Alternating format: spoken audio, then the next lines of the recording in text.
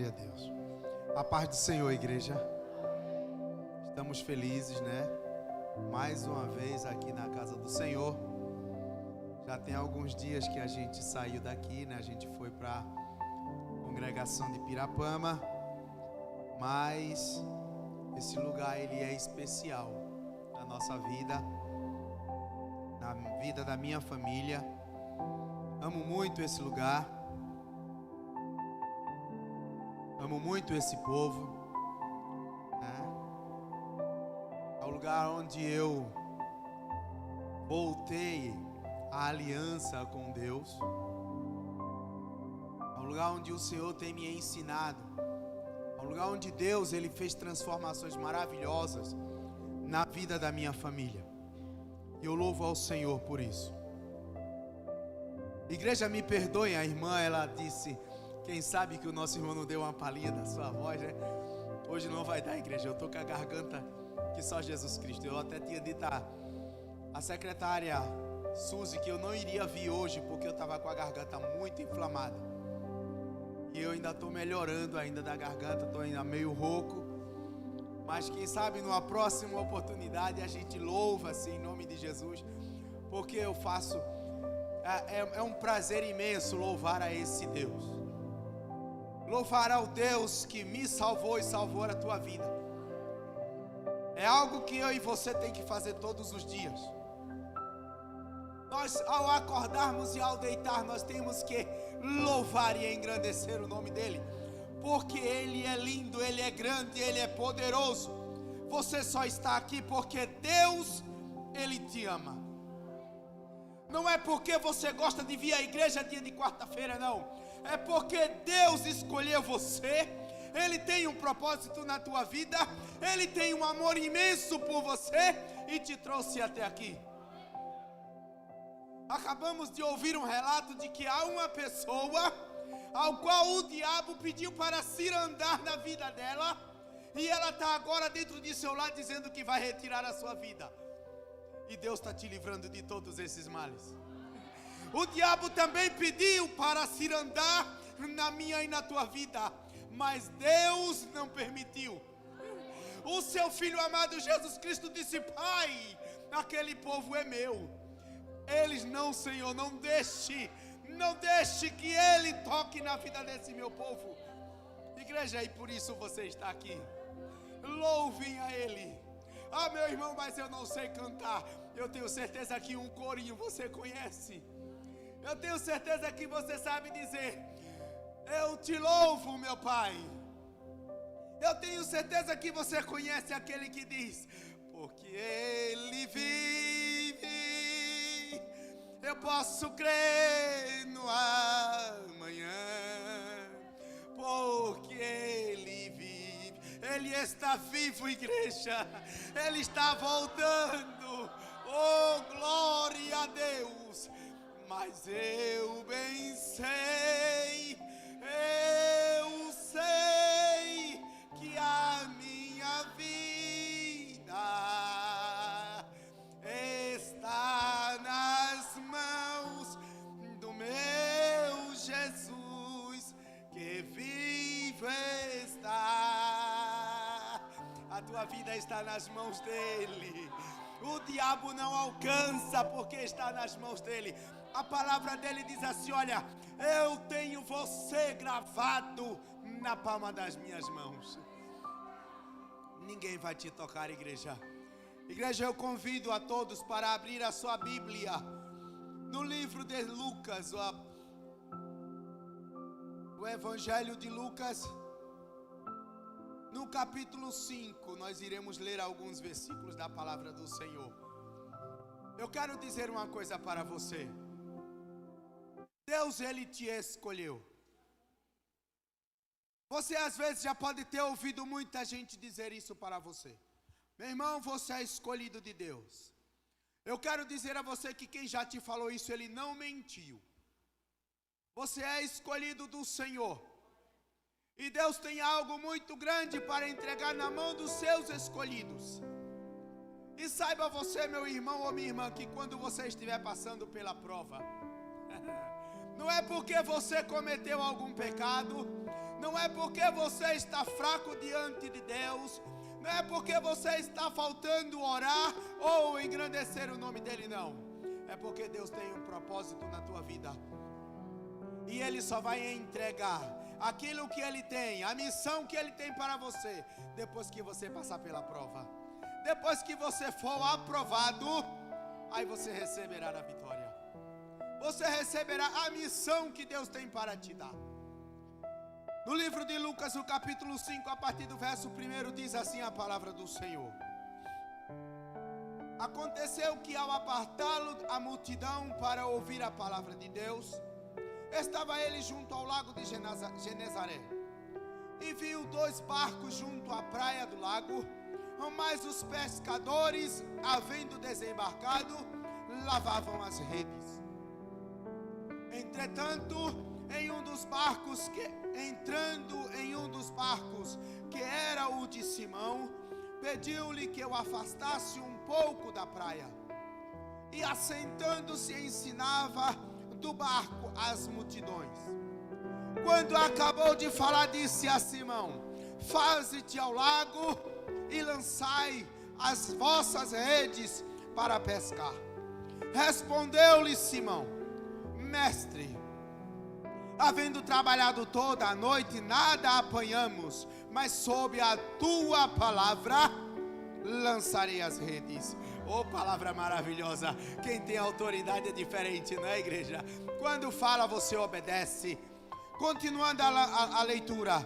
Isto fazendo, apanharam grande quantidade de peixes, e rompiam-se-lhes as redes. Então fizeram sinais aos companheiros do outro barco, para que fosse ajudá-los. E foram e encheram ambos os barcos, a ponto de que quase irem a pique. Vendo isto, Simão Pedro prostrou-se aos pés de Jesus, dizendo: Senhor, retira-te de mim, porque sou pecador.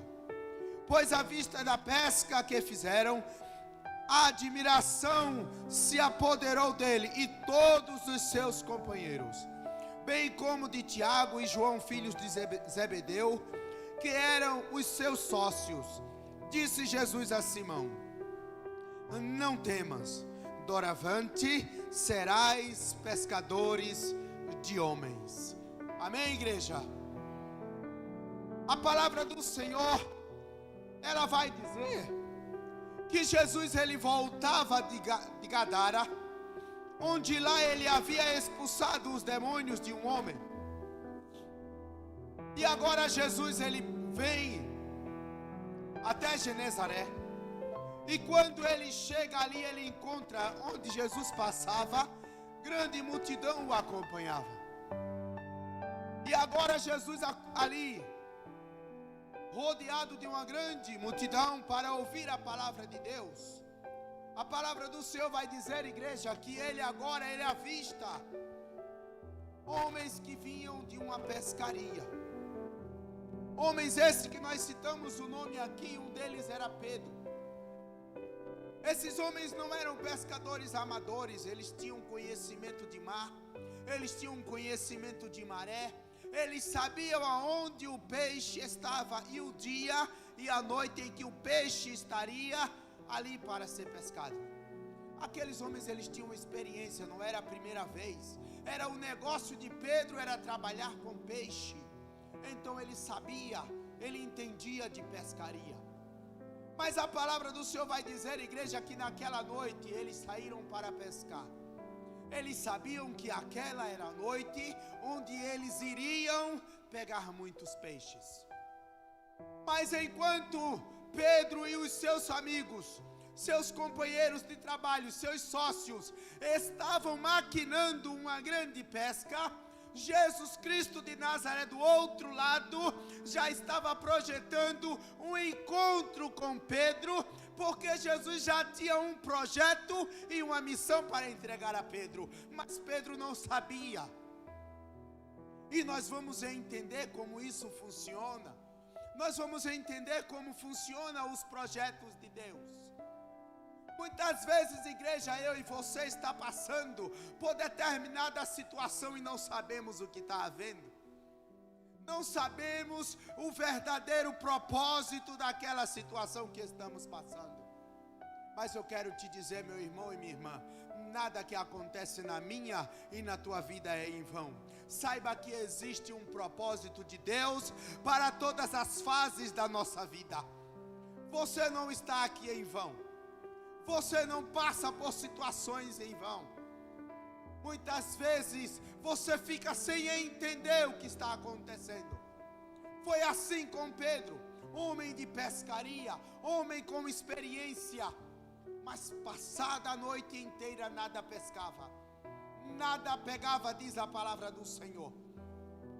Acredito eu que quando Pedro jogava as redes, que olhava e não vinha nada, ele dizia: o que está acontecendo?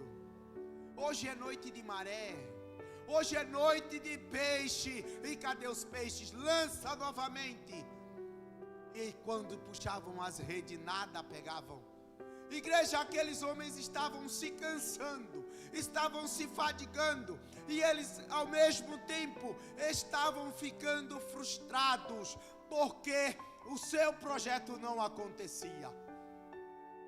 Mas algo muito maior estava para acontecer na vida daqueles homens, e eles ainda não estavam entendendo. Igreja, a Bíblia diz que quando aqueles homens passaram a noite inteira e nada pescaram, e agora eles voltam decepcionados para casa, e quando chegam na praia, encontram aquela grande multidão ali, e não sabem o que está acontecendo. Não sabiam eles que ali estava a solução para o projeto, para o propósito que Deus havia descrevido para a sua vida. Aquele homem, ele quando chega na praia, e ele avista ali aquela multidão, ele começa a lavar as suas redes, não querendo saber de assunto nenhum, não queria saber de nada, igreja, porque quem tem o seu projeto frustrado, ele fica decepcionado, ele fica de uma forma que não quer ouvir a voz de ninguém, ele não quer ouvir a opinião de ninguém, ele não quer ouvir nada. Quem já teve seu projeto frustrado, quem já foi decepcionado, sabe que sensação é que sente. Sabe o que sente quando não dá certo aquilo que ele projetou. E assim foi na vida de Pedro. Pedro estava ali desanimado, não queria ouvir nada. Mas Jesus queria falar com Pedro. Mas se Jesus fala com Pedro, ele com a cabeça quente, ele ali daquele jeito aperreado, ele decepcionado e frustrado com o seu projeto falho, possivelmente Pedro diria para Jesus: eu não vou. Possivelmente Pedro diria: Senhor, eu não quero ser pescador de homem não, eu quero é peixe. O Senhor tem peixe para me dar? Se não tiver, por favor, procure outro. Mas Jesus, ele tem estratégia para chegar até a mim e chegar até você. Ninguém aqui quando se converteu foi por acaso: hoje eu estou a fim de ir para a igreja, hoje eu quero conhecer Jesus. Não. Algo aconteceu na tua vida, algo aconteceu com você para que Jesus te trouxesse, porque Ele sabe a estratégia correta para atrair a mim e atrair a você para os braços dEle. E agora a palavra do Senhor vai dizer, igreja, que quando Pedro está ali lavando suas redes, Jesus pede um favor: meu querido, eu posso usar o teu barco? Essa multidão não dá para eu falar com tanta gente daqui, me leva até um pouquinho mais para lá, para eu poder falar com a multidão. Mas Jesus não queria falar com a multidão, Jesus queria falar em particular com Pedro. A Bíblia diz que Pedro leva o barco um pouco à frente, e agora Jesus começa a falar do seu amor, Jesus começa a falar da sua grandeza, Jesus começa a falar da misericórdia do seu Pai para com a humanidade, e aquelas palavras começam a mexer com o coração de Pedro, começa a tirar o rancor de dentro de Pedro, começa a tirar toda aquela decepção que Pedro estava sentindo. E agora Pedro é um novo homem, porque Jesus sabe como fazer, igreja. Jesus sabe como limpar o terreno, Jesus sabe como abrir os caminhos para que a sua palavra penetre na minha e na tua vida. Muitas vezes a gente prega, a gente evangeliza para uma pessoa e fala uma vez, e fala duas vezes, e fala três vezes, e ora hoje, ora amanhã, ora depois, e aquela pessoa não se converte. É porque ela ainda está com o coração amargurado. As portas do seu coração ainda estão fechadas. Jesus ainda está fazendo a estratégia para alcançar aquela vida. No momento certo, Deus irá trazer ela. Igreja, eu digo isso de experiência própria. As irmãs aqui da consagração, elas sabem. O meu pai, ele foi acometido de câncer. O meu pai, ele está com câncer no pulmão. O meu pai, durante toda uma vida, ele odiava crente. A minha mãe sempre foi da Assembleia de Deus. Sempre foi uma mulher cristã. E quando minha mãe dizia que ia para a igreja, o meu pai dizia que ela ia se encontrar com o pastor. Ah, vai dar dinheiro para o ladrão, é? Ah, você vai se encontrar com o seu namoradinho, o pastor. Era esse o comportamento do meu pai. Isso foram anos. Quando ele falava isso, eu ainda era criança, menininho. Hoje eu tenho 43 anos. Olha, 43 anos de oração que a minha mãe passou, orando pelo meu pai. E dizendo a ele, rapaz, vem-te embora, Jesus te ama. E quando a gente falava para ele, pai, vamos para a igreja, porque quem é salvo vai para o céu. Ele dizia, vocês vão para lugar nenhum, é um bando de mentirosos, estou enganando vocês. Vocês não vão para o céu de lugar nenhum. Era isso que o meu pai falava. E no ano de 2020, Deus sabe, Deus tem estratégia. O meu pai fumava, parecia mal uma chaminé. Era acesa direto, parecia aquele negócio de usina lá, aquele bueiro de usina. A fumaça não parava de sair. Fumava que parecia um desesperado da vida. E quando foi em 2020, Deus disse, agora eu vou falar com Natanael. É o nome do meu pai. Agora eu vou ter uma conversa com ele. E o meu pai começou a tossir, tendo aquela tosse, aquilo doía o peito dele. E toda vez que ele tossia, começava a sangrar. Sangrava, ele botava sangue para fora. E a gente da família achava que era tuberculose. E corre para os médicos, não temos planos de saúde. Tinha que ir para o SUS, e quem depende do SUS sabe que a coisa demora demais. E meu pai, o tempo vai passando, as dores vai aumentando. E agora ele sentia dores constantemente, 24 horas por dia. Quando nós observávamos meu pai, a lágrima estava descendo e ele fazia assim com o braço, ou se balançava numa cadeira, numa poltrona que tem na casa da minha mãe. Era muita dor, era dor demais.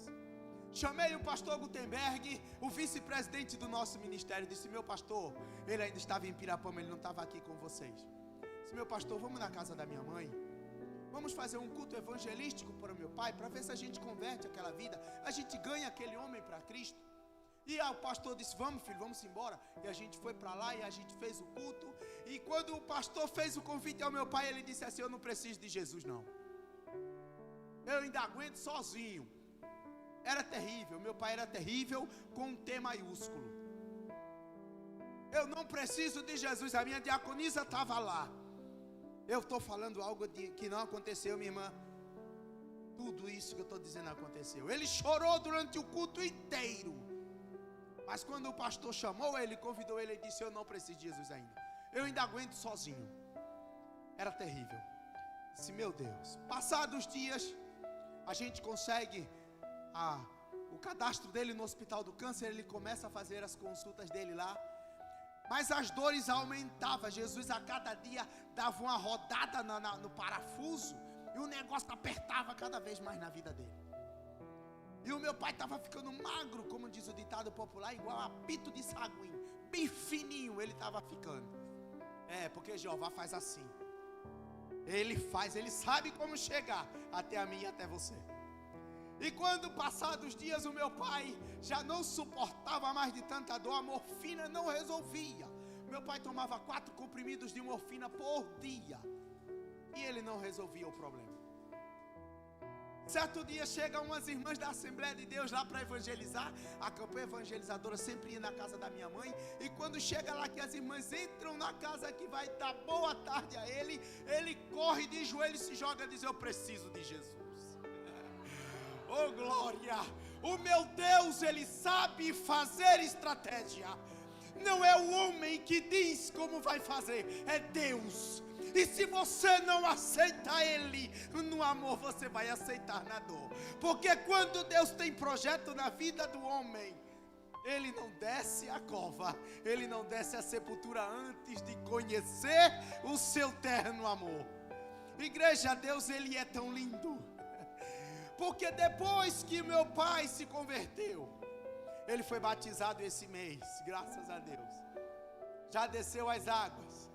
Uma coisa linda, meu pai vê meu pai de camisa de manga comprida, gravata e dando a paz do Senhor.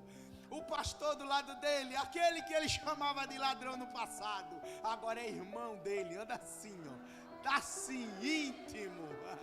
Porque Jeová sabe fazer. Quando Ele quer ter encontro, não tem quem impeça. E o melhor de tudo, igreja, a doença ela começou a ficar mais silenciosa. O meu pai, eu sempre orava e dizia, pedia oração na igreja e dizia: igreja, só orem para que Deus salve a vida do meu pai. Se Deus quiser curar ele, glórias a Deus. Mas eu só preciso que ele parta desse mundo conhecendo o amor de Deus. O meu pai está em casa, minha mãe, hoje eu recebi a informação de que meu pai, ele agora, a doença começou a afetar a cabeça dele, ele começou a ter esquecimentos, ele está saindo, está até complicado deixar ele sair de casa só. Ele anda, viu, igreja? Ele gosta de andar, está andando, as dores foram embora, porque Jeová faz assim. Antes ele tomava 4 comprimidos de morfina, hoje ele toma 1. Quando não toma morfina, ele toma um dipirona de 1 grama e a dor passa. Não é mais aquela dor que incomodava tanto, não. Ele diz que é só uma dorzinha. Ontem eu fui levar ele no hospital, que ele estava com a pressão muito alta, e ele disse que só sentia dor na cabeça. A dor da enfermidade não estava mais, ele não sentia mais. Porque Jeová faz assim, ele passa o bálsamo. Isso é para quem crê, igreja.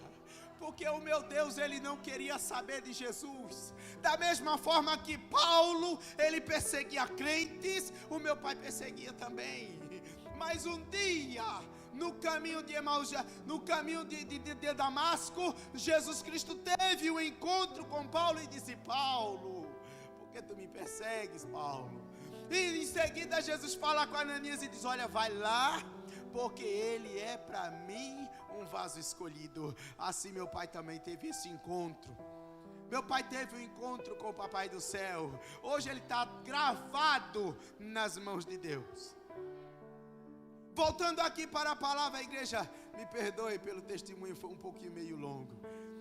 A palavra do Senhor vai dizer que quando Pedro está agora ali, ouvindo a palavra de Deus, ouvindo Jesus falar, Jesus está falando e está modificando o coração de Pedro. Está mudando, tirando aquela frustração de Pedro. Aí agora Jesus diz: agora sim eu vou fazer aquilo que eu vim fazer. Agora eu vou fazer o que eu quero fazer. Vou mostrar para Pedro quem sou eu e o que eu quero com a vida dele. Ele diz: olha, Pedro, vamos agora ali para mais profundo do mar e lança a rede para pescar. Pedro: mas Senhor, peraí, Jesus, eu estou cansado, os braços até doem. Passamos a noite inteira jogando rede e nada acontecia. Mas como o Senhor está me mandando, eu irei. Porque Pedro ouviu aquela palavra suave de Jesus Cristo. Quando a gente ouve, igreja, a palavra de Deus, quando a gente ouve a voz de Deus em nossos ouvidos, é uma voz tão suave que você chora. É uma voz com tanta autoridade que você não consegue ficar dentro de si. O homem pode ser o mais valente, o homem pode ser o mais grandão e mais forte, mas quando Deus fala no coração dele, ele chora, ele se derrete, ele vê que ele não é nada, que ele não é ninguém, e sem Deus ele não vai a lugar nenhum. Aí a palavra de Deus diz que Pedro diz: sobre a tua palavra, Senhor, eu lançarei as redes. Não há quem resista à palavra de Deus. Não há quem resista à voz do Senhor. E diz a palavra do Senhor, igreja, que quando começaram a lançar as redes, aquelas redes estavam tão pesadas de peixe, que aqueles homens não acreditavam no que estava acontecendo. Como pode? A noite passada nós pescamos, rodamos isso aqui tudo, e não tinha sequer uma piabinha. E hoje pela manhã, não é hora do peixe passar, não é o horário que o peixe passa por aqui, mas mesmo assim, eu vou levar para casa o meu barco cheio. Ou como isso pode acontecer? Quando Deus quer mostrar para mim e para você o seu poder, algo sobrenatural acontece, algo inexplicável acontece, e você fica se perguntando, como isso aconteceu? É Deus. Não tem como explicar. Deus não se explica. Deus a gente adora. Deus a gente engrandece. Deus a gente louva. Deus a gente exalta. E deixa Ele fazer uso da minha e da tua vida. É o que podemos fazer. Igreja, a palavra do Senhor diz que Deus, quando Ele quer fazer encontro com o homem, quando Deus tem algo para entregar, algo na minha e na tua vida, Ele faz algo inexplicáveis. Há uma canção de Samuel Mariano que diz que Deus, Ele complica, Ele explica, e depois Ele complica, descomplica, e depois explica porque Ele complicou. É desse jeito que Deus trabalha. Ele trabalha o contrário da lógica humana. A palavra do Senhor vai dizer, igreja, que Moisés, ele nasceu e foi criado dentro do Egito. Foi levado para o Egito, foi criado dentro do palácio, com a vida totalmente transformada, levando vida de príncipe, comidas boas, servos para lhe servirem. Moisés era um homem que estava ali realizado em sua vida material. Mas o que Moisés não entendia e não sabia é que Deus já tinha uma missão para ele desde o momento em que ele havia nascido. Ele não foi para o Egito em vão. Mas a palavra do Senhor vai dizer que em um determinado momento, a história de Moisés, ela começa agora a mudar. Moisés agora ele sai daquele momento de conforto, daquele ambiente favorável, e vai morar no deserto. Muitas vezes, igreja, eu e você está no deserto e não sabemos o porquê. E dizemos, Deus, o que é que está acontecendo? A palavra do Senhor diz, igreja, que Moisés, ao chegar no deserto, fugido, com medo de ser morto, ele se encontra com um homem chamado Jetro. Deixa eu dizer uma coisa para você. No deserto que você entrar, ou no deserto em que você está, Deus vai levantar um Jetro para te ajudar. Deus vai levantar um Jetro para mostrar a você como você deve se comportar para chegar ao propósito de Deus. Moisés, quando chegou na casa de Jetro, Moisés era guerreiro. Moisés não era apacentador de ovelhas. Moisés não era pastor. Moisés sabia brigar. Moisés sabia matar. Moisés sabia construir, fazer construções. Ele era guerreiro e arquiteto no Egito. Ele não sabia cuidar de ovelhas. E o que Deus queria na vida de Moisés era que Moisés cuidasse do seu povo. Mas como agora cuidar do povo se eu nem sei como lidar com isso? O negócio é matar gente e não cuidar de gente. Esse era o negócio de Moisés.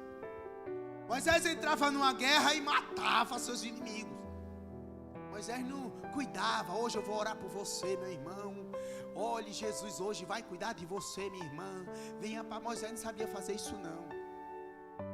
E agora Deus manda Moisés para o deserto.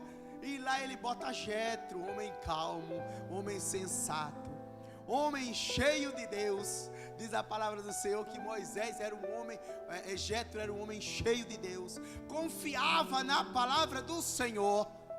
E agora Jetro começa a mudar a personalidade de Moisés. Certa feita está Moisés, agora o homem já mudado, está lá cuidando das ovelhas de Jetro. Aí Jesus, Deus lá do céu, diz assim: hoje é o dia de aprovar esse rapaz. Hoje ele está aprovado, está pronto para aquilo que eu quero que ele vá fazer. Moisés agora não era mais um homem guerreiro, não tinha mais a violência no coração, não tinha mais a violência, a maldade na cabeça. Moisés agora só sabia o que era amor, cuidar de ovelhas, negocinho tão singelo, né? Quem não gosta de um animalzinho, né? Delicado, fofinho? A gente cria cachorro, que nem dá lã e nem dá leite, né? E nem carne. Imagina uma ovelha.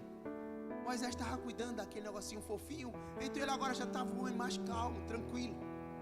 E diz a palavra do Senhor que quando Moisés está lá no deserto, ele avista uma sarça que está pegando fogo, mas o fogo não consome aquela árvore. E Moisés fica sem explicação. O que está acontecendo aí? Eu tenho que chegar mais pertinho para ver, porque eu não estou acreditando nos meus olhos. Deus, ele se apresenta para Moisés. E quando Moisés vai se aproximando, diz a palavra do Senhor, que Deus brada lá do meio da sarça e diz: Moisés, Moisés, não se aproxime. Tire a sandália dos pés, porque o lugar onde você está é terra santa. Oh, aleluia, glória a Deus. O lugar onde o meu Deus e o teu Deus está é no terra santa. Isso me faz entender, igreja, que quando eu quiser entrar na presença do Senhor, eu tenho que tirar tudo aquilo que não agrada a Ele, que está em mim. Eu amo ouvir a minha diaconisa Marlúcia orar. Eu amo ouvir a oração dessa mulher. Não estou aqui engrandecendo o homem, não. Mas eu amo a forma como ela inicia a sua oração. Ela pede permissão a Deus para entrar em sua presença. Ela diz: Deus, permita-me que eu entre em sua presença. Igreja, isso é lindo. Isso é você mostrar que você não é ninguém e que Deus, ele é maior, que Deus, ele é poderoso. Você precisa da permissão dele para entrar diante dele, para chegar à presença de Deus. Para chegar à sala de um empresário, você pede permissão. Para entrar na sala de um juiz, você não pede permissão. E por que para entrar diante da presença do Senhor, você também não pedirá permissão? Ele é o teu Criador, Ele é o teu Deus. Ah, mas eu tenho liberdade. Perdão, igreja. Ah, mas eu tenho liberdade para falar com meu Deus. Tem, o véu foi rasgado. Você tem liberdade para falar com Ele, mas primeiro peça permissão para estar diante dEle, porque Ele é santo, e eu e você somos barro, eu e você somos pó. Ele é Deus, Ele é o Todo-Poderoso. E diz a palavra do Senhor que naquele momento, naquele encontro de Moisés com Deus, Deus chama Moisés e diz a ele: Moisés, eu ouvi o clamor do meu povo, e agora eu te mando, vai lá e tira o meu povo da terra da escravidão. Mas para Moisés ser chamado por Deus, primeiro ele passou pelo deserto. Primeiro ele teve que fugir, ele teve que passar por um processo para ser escolhido e aprovado por Deus. Não foi diferente na vida de Pedro. Pedro primeiro, Jesus chama Pedro e diz: Pedro, a partir de agora serás pescadores de homens.